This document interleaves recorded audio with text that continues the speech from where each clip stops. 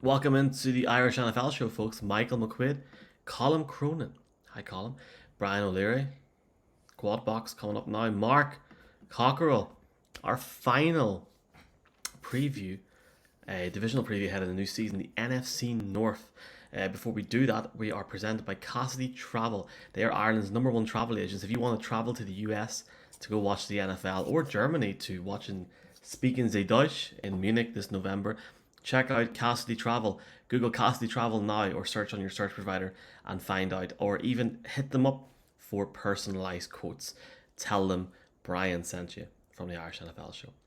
This is going to be a new thing now. Check out our podcast. Thanks for listening on the podcast, folks. If you're listening on YouTube, please like, share, subscribe.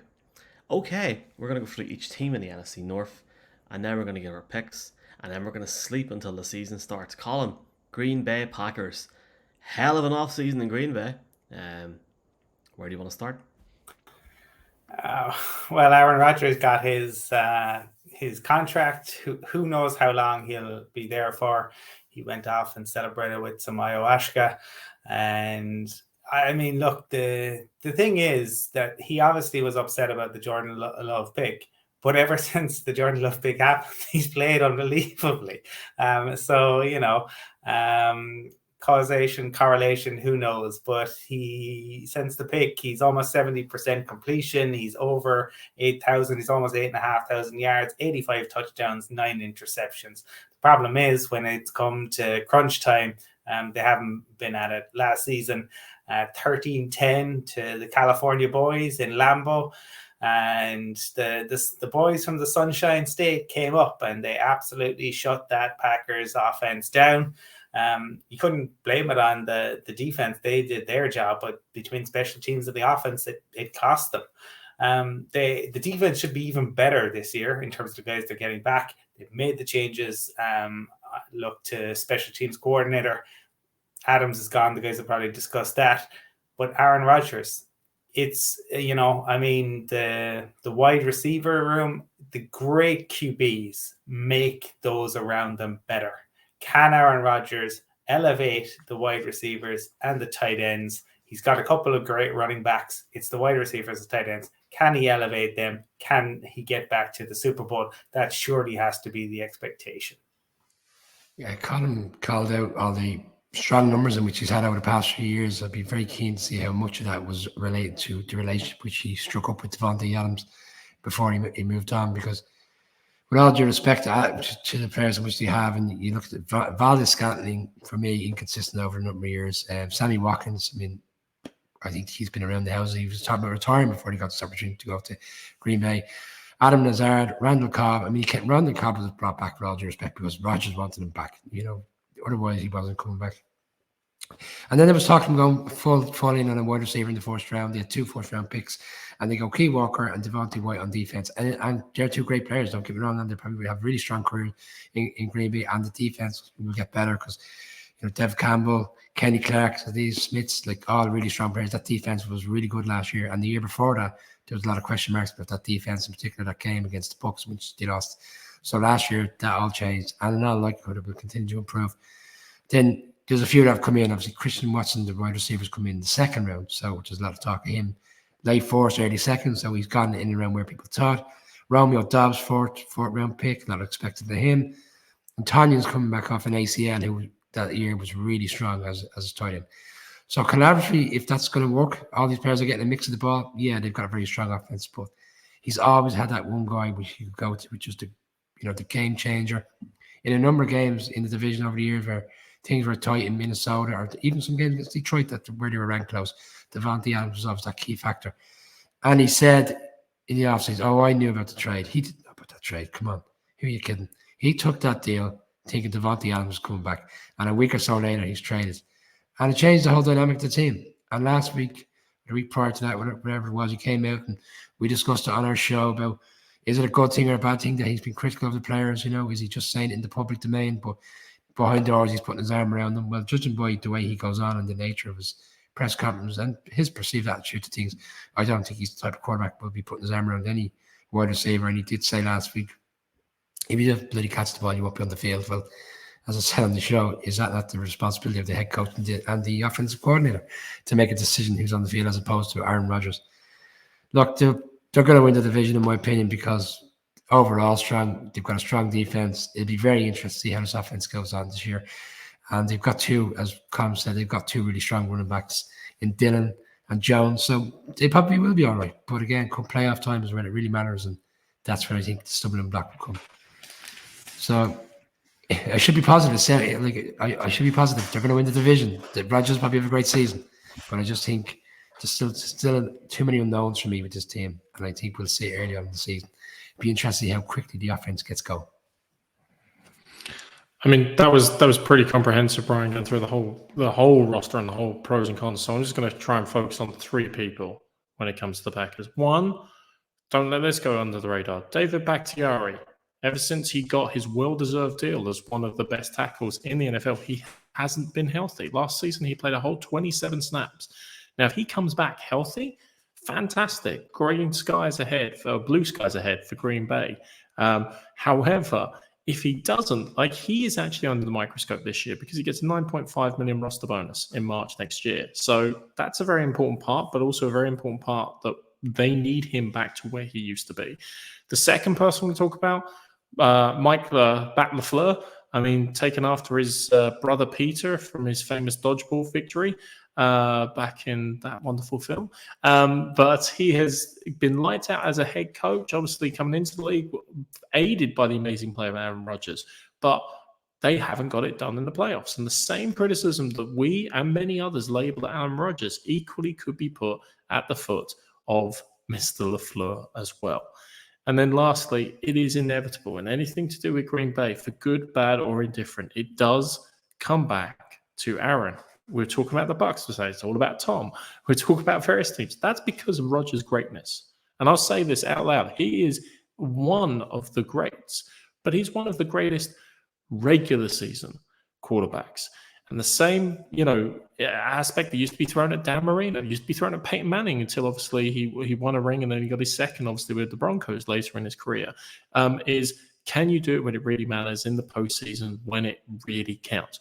We started this show in October 2020, guys, and we were saying this postseason, Rodgers really has to do it. All on him. It's about his legacy. We were saying in 2021. We're now in 2022, and we're saying the exact same thing. And for me, there was an interesting debate. You're going to hate this, Michael, because I know I'm going on longer than you'd like me to. But there's an interesting debate at the cricket the other day. Michael Atherton was talking about, is leadership something that's inherent, or can you learn leadership? So we're talking about the differences in cricketing captaincy, for example, between Ben Stokes and other people that have gone before them. And I thought that was a fascinating topic. Think about it in the NFL and the quarterbacks. Is it that you need your quarterback to be an innate leader that's embedded in their soul, that they just lead in terms of their natural capabilities and abilities? Again, I can refer to, as you like to refer to him, Colin, PFM, as being a natural leader in that regard. Tom Brady, Joe Montana, yada, yada, yada. But Aaron Rodgers, in so many things he does, so many criticisms, so many reasons why when they go out the playoffs, it's not his fault, it's someone else's fault. I question whether or not he has that inherent leadership, and indeed, whether he ever really wants to learn it. Is he humorous with the media? Yes, sometimes I did like the Cameron Poe bit during the offseason. I have to admit, dressing up as Nick Cage from Con Air was a nice touch. But he also likes to engage in a philosophy almost where he likes to think himself above the media, and the immunization scandal, if you can call it that, or nonsense last year was a prime example of that. And he should be scrutinized more for that stuff. But what he does on the field during the regular season is transcendent and has been and will continue to be. What he does on the field in the postseason is less than transcendent. It's, in the ninth circle of hell, and he's down there with Dante's Inferno. And it was with him whether Green Bay fly to the heavens or burn in the fiery pits of hell once more. I think your Wi-Fi was about to cut out there, all that talking. Didn't know you're a big cricket fan, Mark. Right. The Green Bay special teams were one of the worst in the league last year in terms of DVOA measurement in the modern era of the NFL. They've got Aaron Jones, who's great. I like the core of Christian Watson, Alan Lazard, Randall Cobb.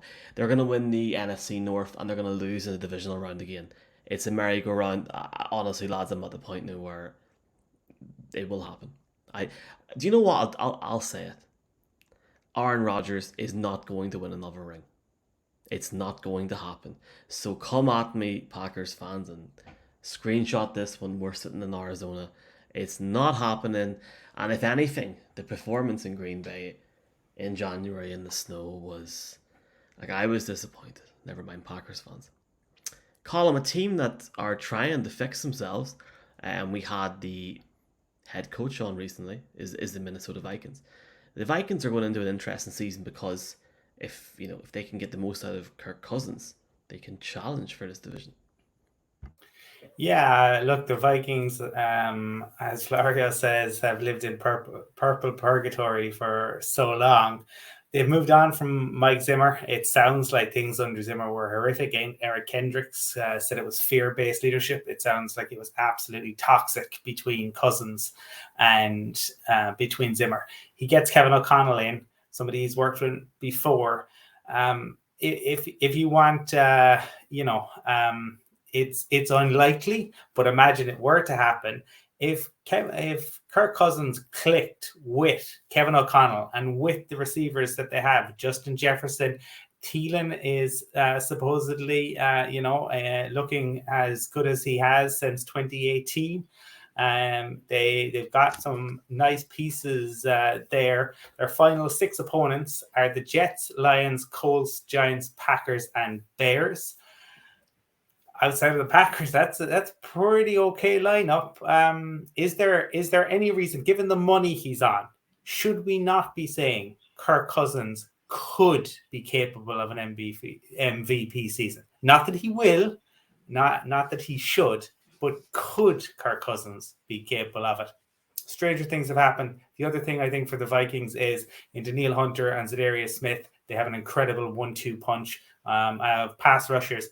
Problem for those guys, can they stay on the field long enough? If they are fit for 12, 13 games, the Vikings could be serious, but there definitely are concerns with some holes on the roster, particularly on the O-line, and also, I suppose, with those pass rushers that I mentioned. It is, as you mentioned, Michael, it's going to be an interesting year for them. So Colin has said there, if it clicks between himself, Kirk Cousins, and Kevin O'Connell, it'll be fine. It's like when you click with a female or a lady back in the day, and you think she's lovely, and then after a couple of months, you quickly realize that she's not what you thought she was initially, and you're happy to see her move on, and you find yourself a nice, reliable girlfriend in the long run. So, this is what we're going to see. I guarantee it'll be 3 or 4 first 2 months. It'll be fine. Kirk Cousins will be playing reasonably well. Everything will be positive. And the minute there's the next game where there's any type of adversity on Cousins, that's when the trouble comes. If we're talking about players in the league who try to tie us out of pram, he's probably one of the worst. I mean, okay, fine. Zimmer last year was the fear factor, but he got criticised internally, not in public. Not in the press conference. It was a private conversation. He got criticised by Zimmer about his performance in that game. He wouldn't talk to him for a week. They then went and beat the Lions. I think it was whoever. It was someone low key. And he went into Zimmer's office and said, well, what did you think of that? I mean, seriously, this guy, ridiculous. And let's be fair, Kevin O'Connell's got the job. Yeah, fairness, on the back of a very good time in LA, but he didn't play call. He wasn't doing all the play calling. If you read the Sean McVay reports, he had a real stranglehold in terms of what he was calling. He's got the job because he has a relationship with Kirk Cousins dating back to 2017. Colin touched on the relationship, but it was back in 2017 from their time in Washington, and they feel they can get the best out of him because the inconsistency of this team starts at the quarterback. There was games last year where they were heavy favourites and they were beaten, and then they got beaten by the Lions, in Detroit in that game, which was great for all Lions fans, their first win. But it just again showed up the inconsistencies of this team, and it's not him; it's Dalvin Cook. He looks one week like he's a world beater, and then the next week he doesn't do anything, and his Thielen looks great, and then he doesn't do anything. Offensive line is great one week, it's Sprague. The next defense shows up one week. Vikings fans, we say, oh, that's the defense we knew that was there. The following week, they give up 25, 40 points. It'll be the same this season. Fundamentally, they might be a little bit better with a new head coach, and things will look a little bit better. And people will say they'll run the Packers close. And they probably might even beat the Packers in week 1 because they're playing at home to them. And anything can go in week 1. But I'd say by week 7, week 8, things will fall back into a similar pattern for Vikings fans. Clear frustration. We'll see it when we go over to London in week 4 when you play the Saints. I don't see them making the playoffs. I think they will win games because of the division which they're in, but they won't be there come December when it counts. I can't be the only one that was listening to Brian's analogy and thinking he was about to finish with, but then you marry the girl and everything's great. It was almost like the build up to that. I thought you were going to say, I was waiting for that as well. But I'll give you a slightly different analogy. You remember Gordon Ramsay when he used to do his kitchen nightmares? Every kitchen, the same solution applied to whatever he saw. It was simplify the menu, refresh the decor, and buy in local ingredients, right? The reality is this Vikings turnaround is going to be in a slightly different way. They're going to keep the exact same ingredients. They just want to change the chef, and the chef to suddenly whip up an amazing meal out of nowhere. That doesn't just apply to Kevin O'Connell, by the way, on the offense. And bear in mind, the Vikings still have the best, in my opinion, 1-2 punch at wide receiver that exists in the league when you consider Justin Jefferson and Thielen together. He has the ingredients, there is no doubt. But it also applies on defense, because getting rid of Zimmer doesn't just mean getting rid of him as head coach. It also means they're abandoning his defensive scheme. They're not going to have this aggressive 4-3 defensive front like Zimmer used to put on with a lot of pressure, which indeed, in many respects, continue on a good tradition of very passionate, strong, aggressive defensive fronts in Minnesota, going back to the Purple Eaters of the 70s, for example. But they're going to flip now more to a 4-3-4, 2 high safety, and the Pat Darrell has also come in, and that's going to be an interesting adjustment as well. I mean, they can't be much worse than they were last year. They were 24th in terms of points allowed last year. So that change could, in fact, be more significant than all the focus we have on flipping from a defensive-minded head coach to an offensive-minded head coach and what he could do on offense, what he could do on defense, and changing that up is possibly the more fascinating thing. I have to say, guys, I mean, obviously, during my Tom Brady-esque sojourn during the offseason, some of the guests that have been on the Irish NFL show have been out of this world. And one of them, Kevin O'Connell, who came on, I can't help but feel like, you almost root for him. He was such a great guest and such a great guy, giving some of the answers and some of the transparency, but also you can almost tell the passion and the thought process, the intellect behind it all. I couldn't help but watch that and kind of just feel a rooting interest to see him on a personal level succeed. Now, I'm not going to Michael McQuaid levels of supporting the Buffalo Bills, the way he has that kind of second team syndrome going on there. But on a personal level as well, I'd like to see the Kevin O'Connell succeed, even if maybe the Vikings cooking doesn't necessarily go completely to plan.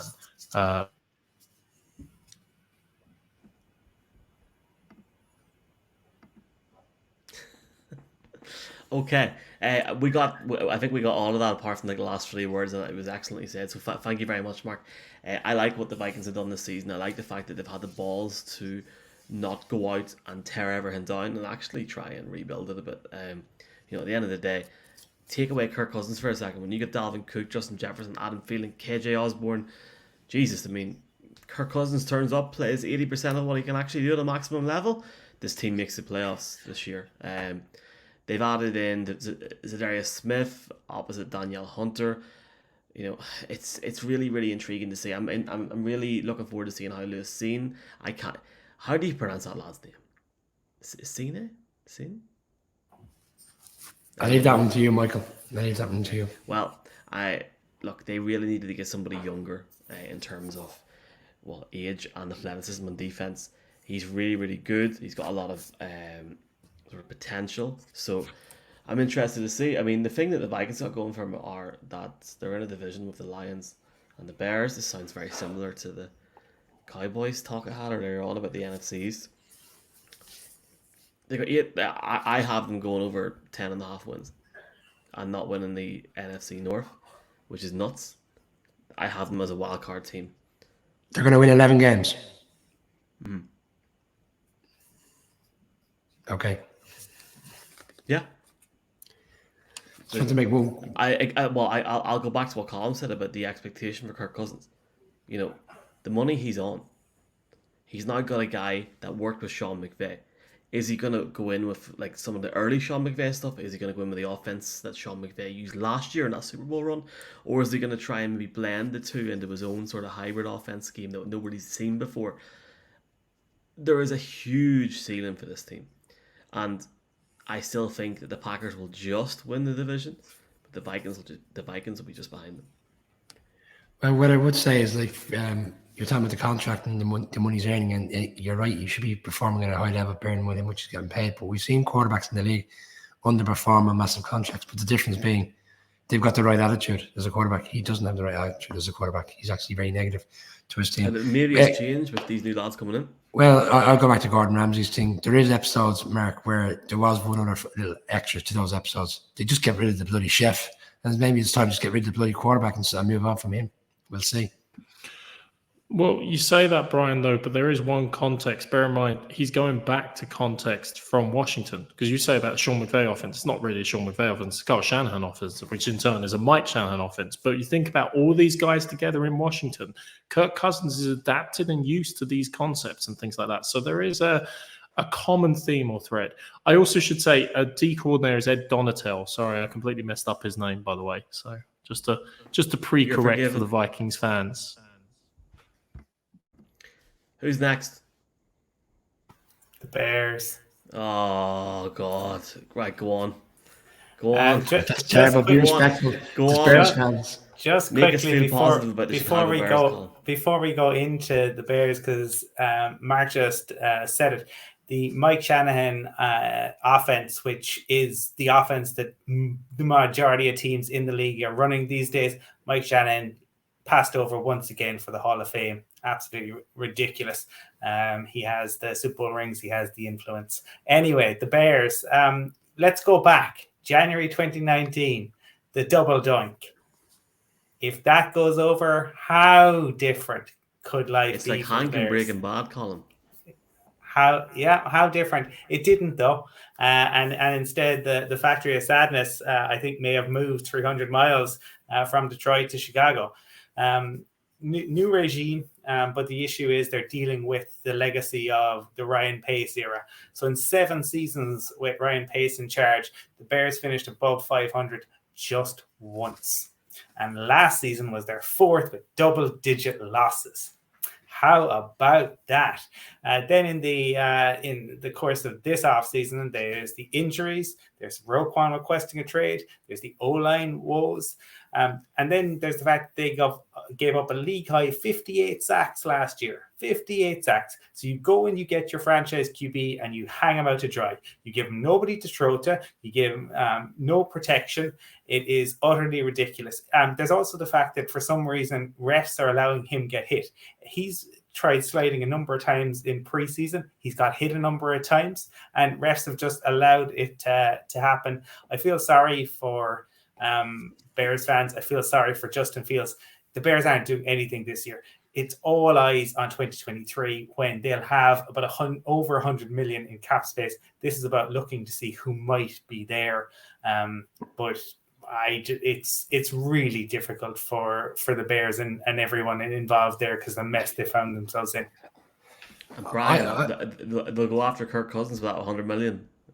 Well, look, I see the Bears in a similar position to the Giants. You touched on, like, they're aligned. They brought a new GM. They brought a new head coach. You talked about the fact they're going to have a strong opportunity next year in terms of financial support for free agency, because they're ravaged this year. Not just like players they've let it go. They haven't replaced 3 players from the interior on the defense for free agents. I think one went to the Bengals immediately on day one.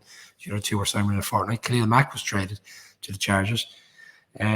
They're expecting a lot from Quinn defensively to step up. They're moving to a new defensive style, 4-3 defense with the new head coach coming from Indianapolis. It's the first time they've had that defensive style in Chicago since 2014.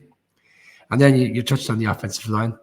I mean, even if Justin Fields gets the opportunity to get the ball down the field, who's he thrown to? Because Allen Robinson's gone. Darnell Mooney and Byron Pringle. So Byron Pringle in his own right is probably a good pick-up in free agency. He's come from the Chiefs. Darnell Mooney and Byron Pringle are the only 2 players on the panel, on the squad, on the roster, that had more than 10 catches last year.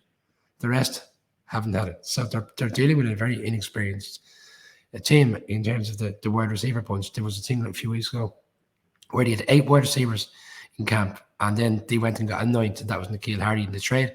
And then he gets injured and he's gone till November. So right now the squad is so thin, and offensive line hasn't been. They haven't done a lot there. The one thing I would give Joe Shane on the Giants side credit is the difference. I think is Giants have built a brand new offensive line.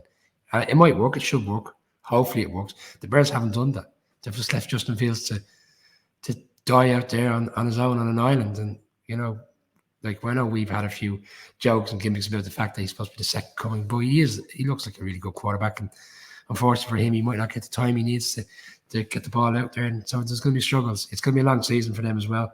I see no more than 4 to 5 wins. I think the Bears will probably surprise a couple of games, but ultimately they just don't have enough players to make big plays and get in there and make big wins against the likes of the Packers and other teams that they'll play along the way. Brian, I have to admit, I feel sorry for Bears fans. How many years have we been saying, or as neutral fans been saying, the Bears need to fix the O-line? The Bears need to fix the O-line. Yet again, we're going to another season, and again, it's the same thing. They need to fix the O-line. The problem is this season, like last season, you're talking about a young, potentially franchise-changing quarterback they're not protecting correctly anymore because they haven't invested in it, whether in draft stock or otherwise. Look at the recent draft. They completely abolished kind of any attention to the O-line or indeed offense generally for the first few rounds. And then they kind of threw I think it was a couple of 6th round, 7th round picks at the O-line, hoping to hit a bit of gold, in the lower rounds necessarily. That isn't a way to build a team around Justin Fields. And I don't want this to be a moratorium on Justin Fields because he hasn't had the time, like a Daniel Jones or like others, for us to make a fully informed decision or viewpoint on him. He wasn't great as a rookie. I mean, he had 7 TDs to 10 interceptions.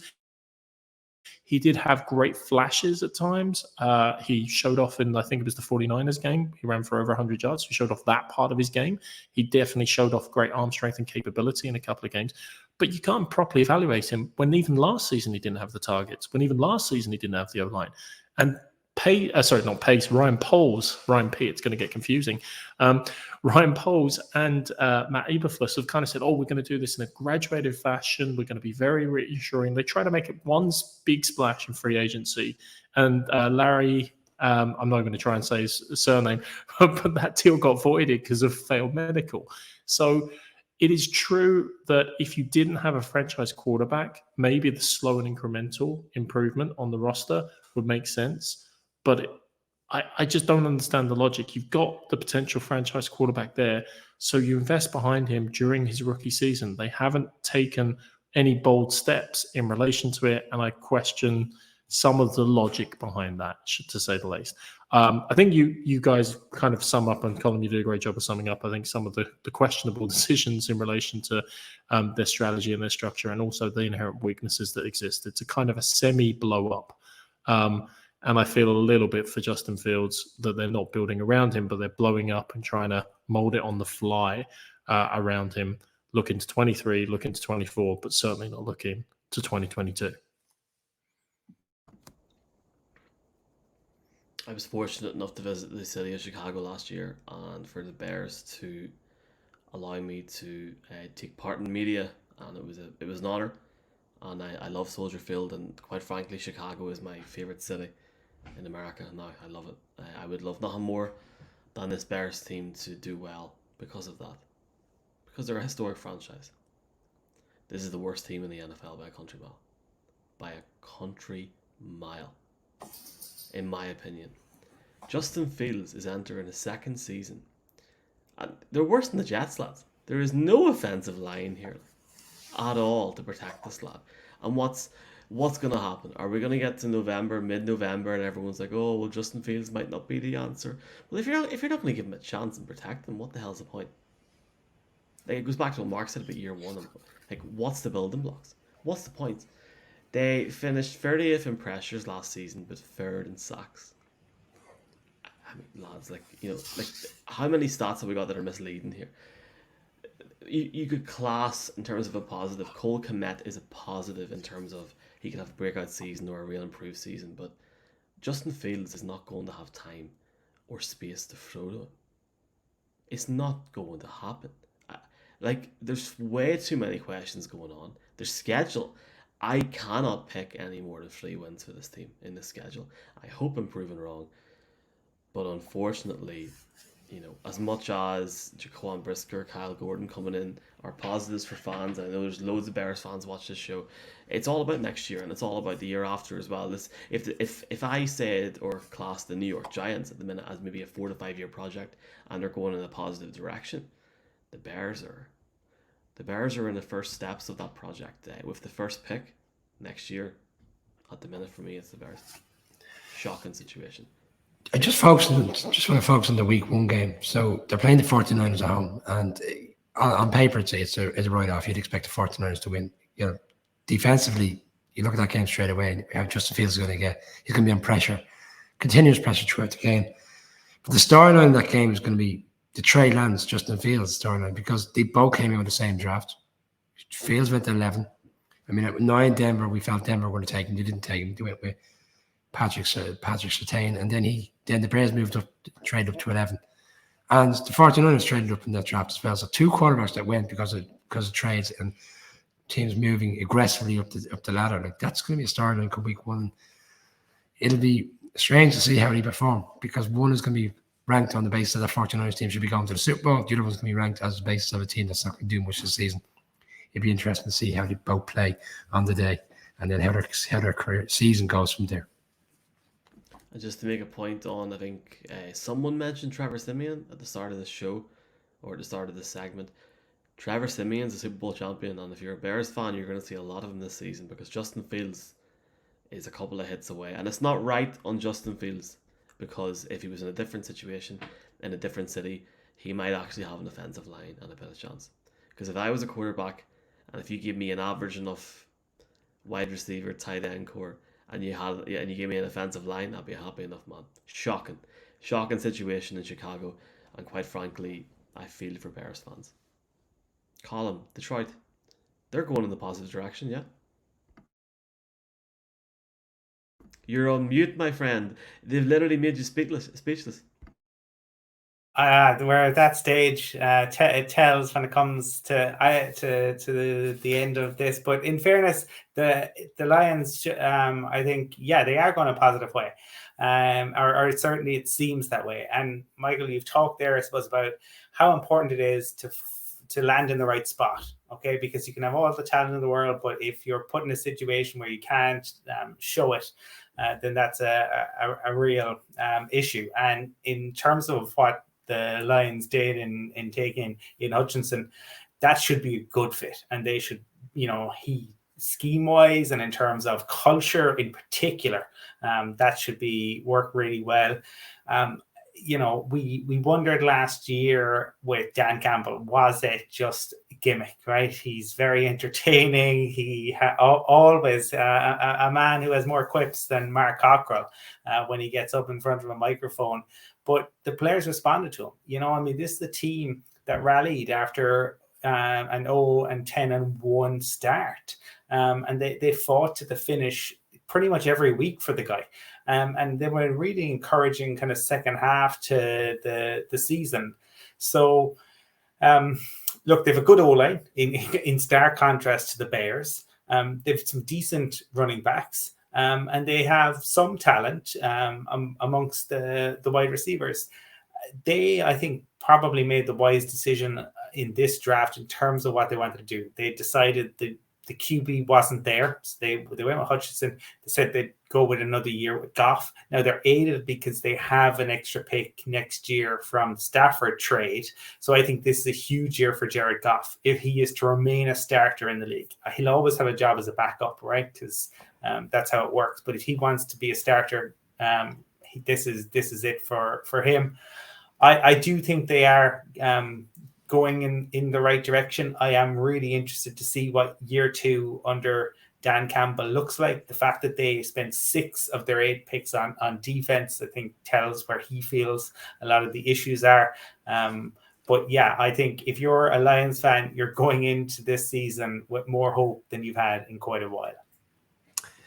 Collins is on the offensive line, and the start of last season wasn't helpful. He lost the centre for the entire season, and Frank Ragnow, and then Taylor Decker was injured. He's another strong, solid guy on the line, and he was in and out of the team, which impacting on Penny Sewell, who we spoke about last year, who was traded 5th in that draft. He was mixed around. He had a solid season, but he had to flip around different positions. So the offensive line throughout the course of last season was in flux for large parts, which didn't allow Goff to really play in his game. And in fairness to Goff, as much as we have been critical of him in the past, the Lions is a good fit for him. You know, the expectation levels there. If he gets the support around him, he can win games for them. And you talk, 6 out of 8 picks in the draft for defense, but one I would point to his offense, and that's the one, Jameson Williams, the wide receiver. I mean, they went from 31 in the draft up to 12 to get him. And a lot of people felt that he was the best wide receiver in the draft, and the reason why he was down the pecking order was because of that injury during his time in Alabama. So, Amon St. Brown had a really strong opening season. They've got players, they got talent. Dan Campbell, yeah, you can be a little bit infuriating to listen to, you know, if you watched, had the opportunity to watch Hard Knocks, taking him or leaving, a bit like, anyway, we'll move on. He's not for me, but I can see what players will rally around them. I do think the Lions will win more games than the Bears this season anyway. I think the Lions are moving in the right direction. And maybe 5-6 wins, but it's managing expectations, because some people are going to, I saw one guy last week saying they're going to win 9 games and potentially go for the playoffs. I think that's a bit early in the process to be suggesting they're going to be that strong of a side, but I think better days ahead for the Lions. Yeah, I mean, 9 games. Let's remember Jared Goff is their quarterback. Let's just calm the Jets there a little bit. The problem for the Lions, as so many teams, as so many of our teams potentially at times, it's always the hope that kills you. It's the hope and the subsequent dashing of that on the rocks of despair that kind of causes the pain. And unfortunately, Lions fans have had that for ages. I know, Colin, you were transporting the factory of sadness away from Cleveland, up from Detroit, up as far as Chicago. I think Detroit fans, and indeed Cleveland fans, would still claim that tagline for a little bit longer. But there are green shoots. Absolutely, Hutchinson falling in the right place, and potentially what Campbell has been doing. Last season, you guys took the mick, and you rightly took the mick on a few of my picks, because I saw the green shoots coming from the Lions. I mean, let's think. They nearly beat the Ravens, except Justin Tucker kicked an NFL record field goal. There were so many near misses at different times. And yes, just when I thought they were about to break out, for example, against the Philadelphia Eagles, that was mentioned recently, they obviously got absolutely annihilated. But he has that team playing hard. There are so many little touches during last season that kind of made you feel like that franchise is starting to turn the corner, starting to move back into the right direction. They still need a quarterback. Jared Goff is not a long-term answer, I'm afraid. And they will go for him in due course in the 2023 draft. But green shoots, keep hoping, Detroit, and I hope for your sakes it doesn't kill you a little bit further this season. There are a number of quarterbacks this season, like Jared Goff, that are playing for their positions. We could round them off, Mark. But I for one would like to see Jared Goff have an improved season. At the end of the day, the Lions, took him in as their own in that trade deal, and he's got, there's no excuses now, is there? There's a fresh offensive line there. It's on him. If it works out, it works out. If it doesn't, he's not going to be a viable starter around the league. And props to Dan Campbell for giving Jared Goff the time this season, because clearly there's something there in the Hard Knocks that I've watched that they believe in him. I've really enjoyed watching Dan Campbell in Hard Knocks, because he looks like a coach that is a people's guy. It's clear that from what I've seen, at least on limited tape with that the players play for him, and you could see at times last season that there were improvements where there weren't before. And granted, yes, they only won 3 games and they tied 1, to be fair. Seeing the emergence of St. Brown, the potential of TJ Hawkinson at tight end, there are ways for this team to go in a positive direction if they can get a good combination between the running game of DeAndre Swift and maybe seeing a more expanded role for DJ Chark. Let's see what happens. I really can't wait to see how Hutchinson plays as well. So it's going to be an interesting season. And this is why, if anybody's still watching this in terms of like the Bears and how I made that comment earlier on, this Lions team are miles ahead of where that Bears team is. And that's in such a short period of time of what Dan Campbell has done. And it's a credit to him. I have him going over 6.5 wins. I think that's fair enough. Okay. I thought Brian had a point, but he didn't. Thank you very much for that, Brian. You big fan of Hard Knocks, yeah? Yeah, no, I don't really enjoy the program, to be honest. It's there. Well, let's get some Hard Knocks now and go through our picks, our final divisional picks. NFC North column, who have you got? Packers will win it, I think. Then the Vikings, and I have the Lions jumping above the Bears this year. I'm a column, exactly the same. Packers, Vikings, Lions with the Bears, propping them up at the bottom. Let's make it a hat trick. Exact same from me.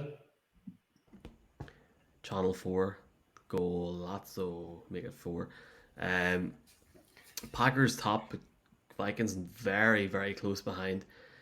Middle of the road for the Lions, and I put the Bears making the first pick in the draft next year. I think they're going to be atrocious, and I hope that they can give Justin Fields another year because he deserves it. But they won't. Chicago will do Chicago, and Bears will go somewhere else.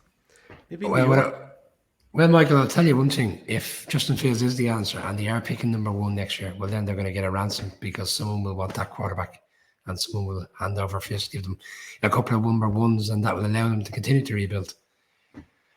And it's definitely, for me, it's a complete reset mode in Chicago. They should clear the whole turf out. Anywho, that's us for now.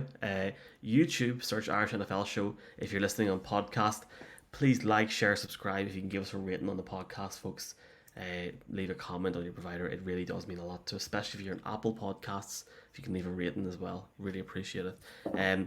That's it for the divisional previews. You can get divisional previews on the podcast format on our YouTube. Interact with us on Twitter at IRENFL, and all these buckos here as well on various social media platforms. Instagram, Irish NFL Show, TikTok at NFL Ireland for some fun videos, and we'll see you soon as we get closer to the NFL season. And Mark looked very surprised at that TikTok comment. Yes, Mark, we're on TikTok. A lot's changed in 6 months. See you soon.